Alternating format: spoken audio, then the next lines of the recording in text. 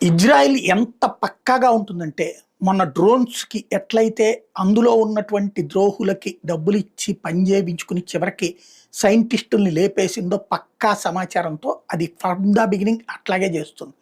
గతంలో జరిగినటువంటిది ఇప్పుడు ఇజ్రాయెల్‌కి సంబంధించి మిగ్-21 ఉంది గదా! రష్యాకి సంబంధించినటువంటిది. ఒకప్పుడు దాన్ని అంటే ఈ అరబ్ దేశాలు రష్యా దగ్గర కొనేయి అప్పుడు ఈ యుద్ధ విమానాలు. మిగ్-21లు అప్పుడు ఇజ్రాయెల్‌ని దెబ్బకొట్టడానికి 23 దేశాలు కలిపి రేపు పొద్దున్న దెబ్బకొట్టాలనుకున్నప్పుడు వాళ్ళ దగ్గర దగ్గర ఉన్నాయి మిగ్-21. అది అంతకుముందు ఏడాది క్రితమే ముందే కనిపెట్టేసింది ఇజ్రాయెల్.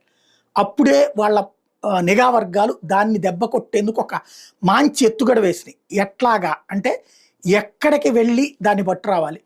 దాని డేటా కోసం చాలా ప్రయత్నించారు రష్యాలో. బట్ రష్యా కమ్యూనిస్ట్ దేశం కావడం, అప్పుడు దేశభక్తి బాగా ఉండటం, అందులో డేటా బయటికి తీసుకురావడం కుదరలేదు.